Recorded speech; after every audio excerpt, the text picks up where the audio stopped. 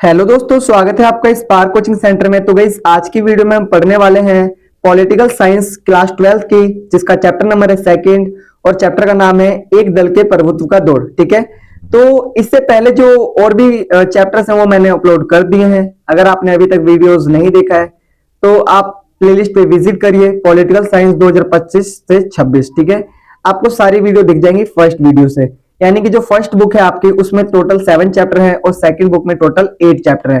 लेकिन जो first book है उसमें से 7 चैप्टर आपके मिड टर्म में आएंगे और सेकंड वाली बुक के ओनली 2 चैप्टर्स, यानी कि यहां तक।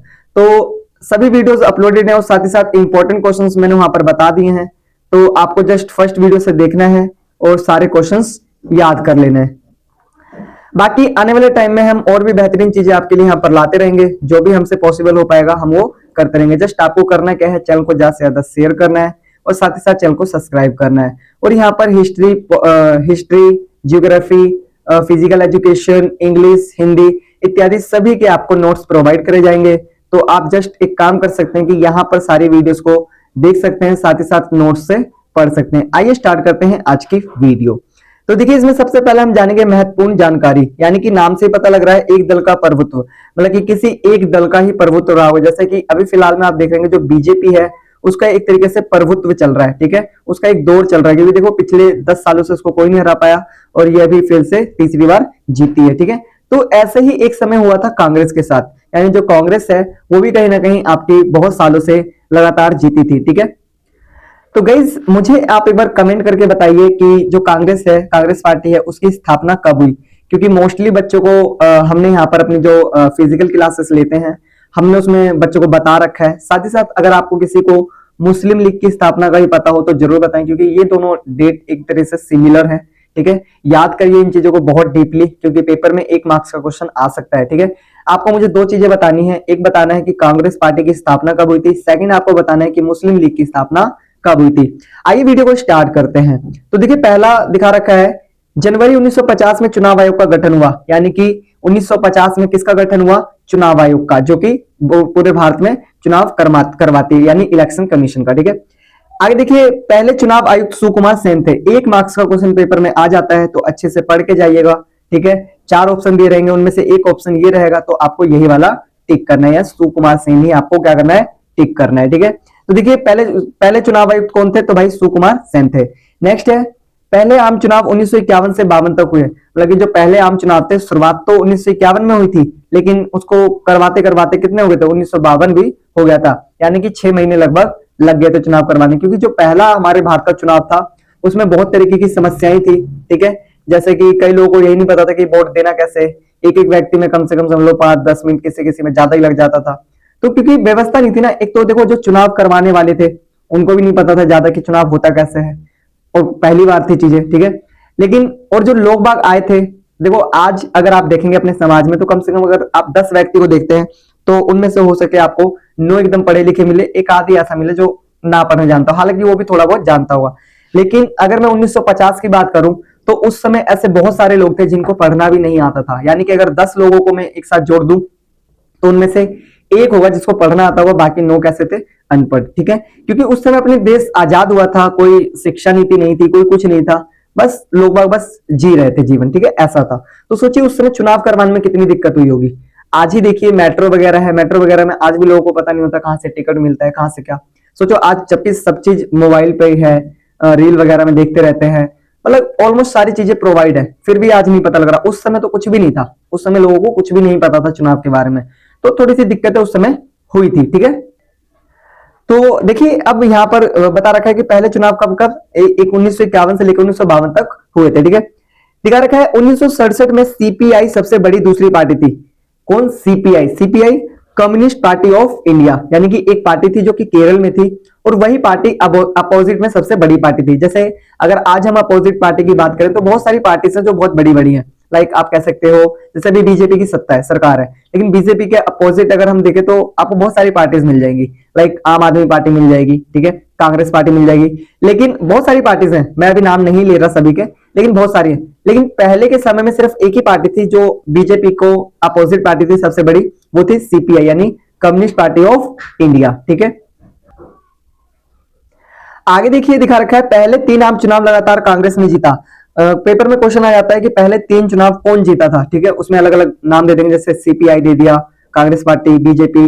तो बीजेपी तो उस समय बनी भी नहीं थी, ठीक है, तो बीजेपी तो बिल्कुल गलत हो जाएगा, लेकिन हमें याद रखना है सिर्फ कि कांग्रेस पार्टी जीती थी बस, ठीक है। आगे देखिए, सीपीआई की फुल फॉर्म पूछ लेगा तो कम्युनिस्ट पार्टी ऑफ इंडिया, यानी भारतीय साम्यवादी पार्टी। अगर किसी भी बच्चे को इसके फुल नोट्स चाहिए हो तो आप मुझे देखिए, अब पहले मैंने 10 रुपीज चैप्टर कर रखा था, लेकिन अब मैं थोड़ा सा, देखिए आप कभी भी इस वीडियो को देख रहे हैं तो आप ना 99 में पूरी बुक मंगा सकते हैं, यानी फर्स्ट बुक और सेकंड बुक दोनों आपको प्रोवाइड हो जाएगी ओनली सिर्फ 99 में, ठीक है, यानी 99 रुपए में आपको पूरी बुक प्रोवाइड हो जाएगी, फर्स्ट बुक और सेकंड बुक, ठीक है। आपके सेकंड टर्म में भी काम आएगा और फर्स्ट टर्म में भी, तो बिल्कुल परचेज कर सकते हैं, ठीक है, कोई ज्यादा कॉस्ट नहीं है, बहुत नॉर्मल कॉस्ट है ये, और मैं इसलिए ले रहा हूँ कि ताकि हमारा थोड़ा सा मैनेजमेंट और अच्छा हो सके, ठीक है, वरना तो और भी जगह से जो पैसा वगैरह वो आता रहता है, लेकिन यहाँ पर बस इसलिए ले रहे हैं ताकि मैं और भी टीचर्स वगैरह अरेंज कर सकूं और यूट्यूब के द्वारा आप लोगों को बहुत अच्छे तरीके से पढ़ा सकूं। तो ज्यादा से ज्यादा वीडियो को शेयर करिए ताकि हम और भी बेहतरीन चीजें आपके लिए कर सकें यूट्यूब पे, ठीक है। ये मेरा फोन नंबर है 8178988103, मेरा नाम है बिट्टू कुमार, ठीक है।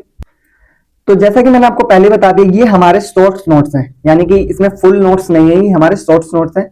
अगर आपको फुल नोट्स परचेज करने हैं तो फर्स्ट बुक और सेकंड बुक दोनों मिल जाएगी आपको 99 रुपीज में, ठीक है, तो आप इजीली परचेज कर सकते हैं, कोई बड़ा कॉस्ट नहीं है। महत्वपूर्ण प्रश्न पेपर में आ सकते हैं क्वेश्चंस। पहला दिखा रखा है, एक दलीय प्रभुत्व का क्या अर्थ है। भाई बिल्कुल जो चैप्टर का नाम है वही हमें क्वेश्चन मिल गया कि एक दलीय प्रभुत्व का क्या अर्थ है। आइए देखते हैं। देश में बहुत पार्टियां होती हैं किंतु किसी एक पार्टी की सत्ता होती है, अन्य पार्टियों की सत्ता में भागीदारी नहीं होती, इसे ही एक दलीय प्रभुत्व कहते हैं। मतलब देखो पार्टियां बहुत सारी हैं लेकिन सत्ता में सिर्फ एक ही पार्टी आ रही है, जैसे कि अभी देखो पार्टी बहुत सारी है, कांग्रेस है, आम आदमी पार्टी है, लेकिन सत्ता में कौन आ रही है बार बार, एक ही पार्टी आ रही है जिसका नाम है बीजेपी। तो कहीं ना कहीं बीजेपी का क्या है अभी प्रभुत्व है, ठीक है, मतलब कि बीजेपी ही पार्टी बार बार जीत रही है। ऐसे ही पहले हुआ था 1951 से लेकर और 1967 तक जो भी चुनाव हुए थे ना, उसमें कौन जीता था, तीनों बार लगातार कांग्रेस जीती थी और बहुत हाई परसेंटेज से, ठीक है। आगे देखिए दिखा रखा है गठबंधन सरकार क्या होती है। जो गठबंधन सरकार होती है वो होती क्या है, आइए जानते हैं। पेपर में आ सकता है 2 मार्क्स का क्वेश्चन या फिर 1 का, ठीक है। तो देखिए जब किसी राजनीतिक दल को संसद में स्पष्ट बहुमत प्राप्त नहीं होता, यानी कि संसद में किसी भी राजनीतिक पार्टी को बहुमत प्राप्त नहीं होता, तब कुल दल मिलकर गठबंधन सरकार बनाते हैं। तो फिर क्या करते हैं, जैसे किसी पे 15 वोट है, किसी पे 15 सीटें हैं, किसी पे 10 है, किसी पे, तो ये सारे मिलकर क्या करते हैं कि एक बहुमत के लिए क्या करते हैं, सभी सीटों को मिलाते हैं, मतलब कि उससे भी ले लिया, उससे मतलब एक व्यक्ति जिसपे थोड़ी सी ज्यादा है और वो सभी को अपने साथ जोड़ेगा, तो वो क्या कहलाता है, गठबंधन, ठीक है। तो ऐसा बहुत बार होता रहता है, जैसे अभी भी गठबंधन ही सरकार बनी है बीजेपी और एनडीए की, ठीक है।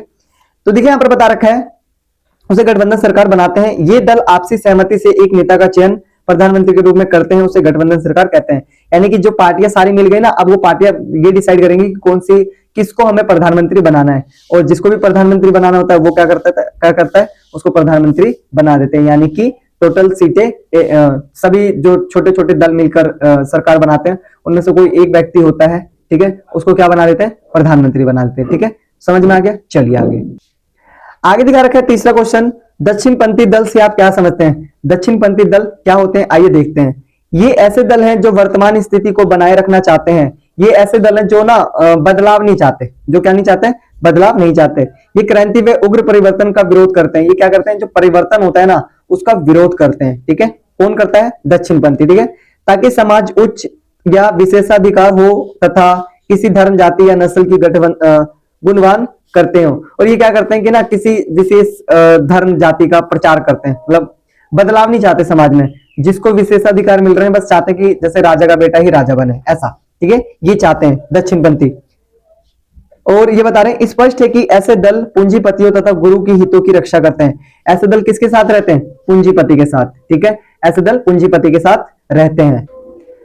तो गाइज अभी तक हमने 3 क्वेश्चंस देखे थे इंपॉर्टेंट। अब हमारा चौथा क्वेश्चन है, ये मोस्ट इंपॉर्टेंट क्वेश्चन है, 4 या 6 नंबर का मार्क्स का पेपर में आ सकता है, तो डेफिनेटली अच्छे से पढ़ें।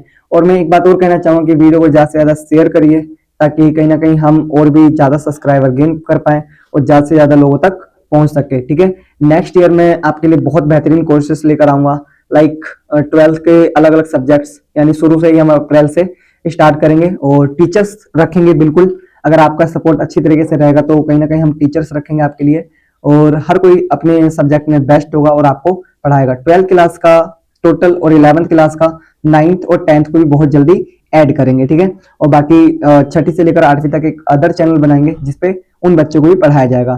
तो गाइस इस चैनल के माध्यम से ऑलमोस्ट सारी क्लासेस कवर की जाएंगी, बच्चों को कोई भी परेशानी नहीं होगी, ठीक है। आइए स्टार्ट करते हैं वीडियो को। देखिए दे रखा है क्वेश्चन नंबर 4, सोशलिस्ट पार्टी या समाजवादी पार्टी पर एक संक्षिप्त टिप्पणी लिखिए। अब देखिए सोशलिस्ट पार्टी जो है और जो समाजवादी पार्टी है उस पर क्या करना है, हमें एक संक्षिप्त वर्णन लिखना, बल्कि उनकी टिप्पणी करनी है, ठीक है। तो आइए देखते हैं। आंसर दिखा रखा है, राष्ट्रीय आंदोलन के समय 1934 में कांग्रेस के समाजवादी रुझान वाले नेताओं ने कांग्रेस सोशलिस्ट पार्टी का गठन किया। मतलब देखो कांग्रेस पार्टी से ही कुछ नेता लोग निकले और उन्होंने किसको बनाया, किसका गठन किया, एक समाजवादी पार्टी या फिर सोशलिस्ट पार्टी का, ठीक है। इंग्लिश में इसको सोशलिस्ट और हिंदी में इसको समाजवादी पार्टी कहते हैं। सेकंड दिखा रखा है, 1948 में कांग्रेस ने अपने संविधान में बदलाव करके दोहरी सदस्यता पर रोक लगा दी, तो कांग्रेस के समाजवादियों ने मजबूरन अलग होकर सोशलिस्ट पार्टी का गठन कर लिया। बताया जा रहा है यहाँ पर कि ना 1948 में क्या करा, जो कांग्रेस ने उसको दोहरी सदस्यता पर रोक लगा दी। जब ऐसा करा तो जो कांग्रेस के समाजवादी थे ना, उन्होंने क्या करा, उन्होंने मजबूरन एक अलग पार्टी का निर्माण कर लिया जिसका नाम था सोशलिस्ट पार्टी। आगे बता रखा है, सोशलिस्ट पार्टी में कई विभाजन हुए और कुछ मामलों में विलय भी देखा गया। मतलब कि देखो सोशलिस्ट पार्टी के विभाजन भी हुए, मतलब उसके जो पार्ट्स वगैरह हैं वो भी बटे, ठीक है। मतलब पार्ट्स वाइज डिवाइड भी हुई सोशलिस्ट पार्टी, लेकिन विलय भी हुई, मतलब कि कई लोग उससे जुड़े भी, कई पार्टियां उससे जुड़ी भी, ठीक है। आगे दिखा रखा है 4th, इसके प्रमुख में जयप्रकाश नारायण, अशोक मेहता तथा राम मनोहर लोहिया है। मतलब इसके प्रमुख कौन थे, जयप्रकाश नारायण यानी जेपी, अशोक मेहता, ठीक है, और आपके राम मनोहर लोहिया, ठीक है। तो ये तीनों व्यक्ति इसके प्रमुख थे, ठीक है। आपके पेपर में क्वेश्चन आ सकता है तो अच्छे से पढ़ के जाइएगा ताकि ये वाला क्वेश्चन आप अच्छे से अटेम्प्ट कर पाए। देखिए आगे बता रखा है 5वां क्वेश्चन, प्रथम 3 आम चुनाव में कांग्रेस के प्रभुत्व के क्या कारण थे। क्वेश्चन पूछा गया है कि पहले जो 3 चुनाव हुए थे उसमें कांग्रेस पार्टी ही क्यों जीती, क्यों उसका प्रभुत्व रहा। तो आइए देखते हैं। निम्नलिखित कारण थे, क्या कारण थे, निम्नलिखित। पहला देखिए, इस पार्टी में बहुत नेता ऐसे थे जो लोगों के प्रिय नेता थे। मतलब ये जो पार्टी थी कांग्रेस पार्टी, एक तो बहुत पुरानी पार्टी थी, ठीक है। सेकेंडली बता रखा है कि ना इसमें जो नेता लोग थे ना बहुत प्रिय थे इनके, ठीक है। मतलब जैसे जवाहरलाल नेहरू बहुत फेमस नाम था, लाल बहादुर शास्त्री और भी जैसे अटल बिहारी वाजपेयी, सॉरी क्या नाम है आपका, सरदार वल्लभ भाई पटेल, ठीक है, राम मनोहर लोहिया, जेपी नारायण, ये सारे थे। तो कहीं ना कहीं इस कारण भी ये पार्टी जीती थी, ठीक है। आगे देखिए बता रखा है, दूसरा दिखा रखा है, यह देश की सबसे पुरानी व सबसे बड़ी पार्टी थी। ये देश की सबसे पुरानी और सबसे बड़ी पार्टी थी। इसका निर्माण हुआ था कांग्रेस पार्टी का, मैं बताता हूं आपको, हालांकि मैंने क्वेश्चन पहले ही पूछ रखा है। ये 1885 में आपका कांग्रेस पार्टी का निर्माण हुआ था और 1906 में मुस्लिम लीग बना था। कौन, 1906 में मुस्लिम लीग, ठीक है, याद रखना। आगे देखिए दिखा रखा है तीसरा, इस पार्टी में सभी वर्गों का समर्थन था, जैसे गर्मपंथी, नरमपंथी इत्यादि। मतलब इसमें ना पता क्या था, इसमें सारे लोग थे, ठीक है, चाहे वो स्टूडेंट हो, चाहे वो अमीर हो, चाहे गरीब हो, चाहे किसी भी जाति का हो, किसी भी धर्म का हो, चाहे वो गर्मपंथी हो, चाहे वो नरमपंथी हो, चाहे वो दक्षिणपंथी हो, मतलब इसमें सारे ही थे, इसमें सारे ही थे, ठीक है। इसलिए ये पार्टी भी फेमस थी, कहीं ना कहीं इसलिए भी जीती थी। आगे ये एक मजबूत संगठन भी था, मतलब पार्टी तो थी ये, साथ ही साथ एक संगठन भी था, मतलब समाज की भलाई के लिए भी कार्य करते थे। आगे दिखा रखा है 5वां, इसमें नेहरू जैसे करिश्माई व लोकप्रिय नेता थे। इसमें किस टाइप के नेता थे, करिश्माई नेता। जैसे नेहरू जी का अगर कोई नाम भी सुन लेना तो समझ लो उसका उस समय इतना ज्यादा प्रचलन था कि जैसे आजकल खान सर हो गए, खान सर का नाम सुनते ही चाहे अलख पांडे, चाहे विकास द्विवेदी, चाहे अवध ओझा, किसी का नाम सुनते तो ऑटोमेटिकली माइंड में घुसता है ना कि हाँ टीचर है ये। तो वैसे ही उस समय अगर किसी का नाम गूंज चलता ना तो वो थे क्या, उस समय थे जवाहरलाल नेहरू। जैसे आज मोदी जी हैं, कहीं पर भी चले जाएंगे तो उनका नाम चलता है, ठीक है। तो ऐसे ही उस समय जो कांग्रेस पार्टी थी उसके लोकप्रिय जो नेता थे जैसे नेहरू जी, नाम चलता था, ठीक है, ऐसा था, करिश्माई नेता था, मतलब कि एक तरीके से गॉड माना जाता था उनको उस समय। आगे देखिए क्वेश्चन नंबर 6 है, तो ये भी 6 मार्क्स का आ सकता है, ठीक है, ये 4 का आ सकता है, फिर 2 का आएगा। आगे देखिए, भारत में प्रथम आप चुनाव कराने में चुनाव आयोग को किन किन चुनौतियों का सामना करना पड़ा। भाई पूछ रखा है कि जो पहले आम चुनाव हुए थे 1951 से 52, ठीक है, उसमें जो चुनाव आयोग है उसको कौन कौन सी समस्याओं का सामना करना पड़ा, ठीक है। 6 या 4 या फिर 2 मार्क्स का क्वेश्चन आ सकता है, लेकिन चांसेस ज्यादा से ज्यादा 6 के हैं। तो अच्छे से पढ़ के जाइएगा, ठीक है। ये मैंने क्वेश्चन आप पे छोड़ दिया है। आप देखो, एक चीज और बता दूं मैं, कोई भी बच्चा हो, चाहे यूट्यूब चैनल से कितना भी अच्छे से पढ़ ले, चाहे टीचर उसको कितना भी अच्छा पढ़ा ले, चाहे ट्यूशन में उसको कितना भी अच्छा से पढ़ा ले, मतलब कहीं से कितने से अच्छे से ही पढ़ ले, लेकिन जब तक बच्चा खुद की सेल्फ स्टडी नहीं करेगा तब तक बच्चे को कुछ भी नहीं आएगा। ये एक मैंने करके देखा है, मैंने खुद पे भी इंप्लीमेंट करा है और हम अपने बच्चों को भी यही चीज बताते रहते हैं। आपको सेल्फ स्टडी सबसे पहले करनी है। आप जब सेल्फ स्टडी करेंगे तभी कहीं ना कहीं एक मोटिवेशन बन पाएगा कि हाँ, मुझे लाइफ में कुछ करना है और मुझे पढ़ना है, ठीक है।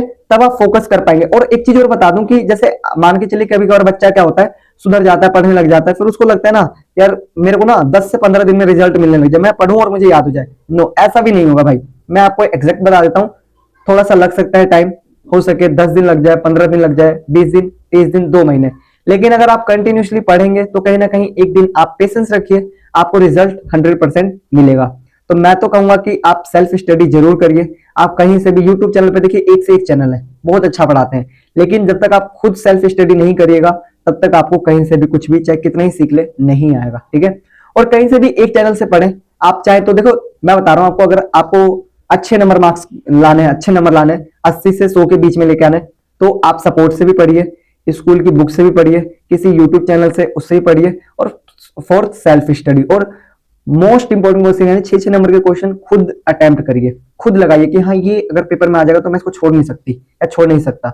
जब आप ऐसे प्रिपरेशन करेंगे तो कहीं ना कहीं आप डेफिनेटली अपने जो मार्क्स हैं वो गेन कर पाएंगे, ठीक है। क्योंकि हमने भी एक समय ऐसे ही करा था और हमारे मार्क्स भी अच्छे आए थे। बाकी जो हमारे ट्यूशन के अगर टॉपर वगैरह निकलेंगे तो हम उनको जरूर आपसे एक बार इंट्रोड्यूस करवाएंगे और बताएंगे कि कैसे वो प्रिपरेशन करते हैं, कैसे लिखते हैं, और कुछ बच्चों के मैं आपको टेस्ट भी दिखाऊंगा, ठीक है। तो आज के लिए इतना ही, मिलते हैं नेक्स्ट वीडियो में एक इंपॉर्टेंट वीडियो के साथ। तब तक के लिए टाटा, बाय बाय, जय हिंद, जय भारत।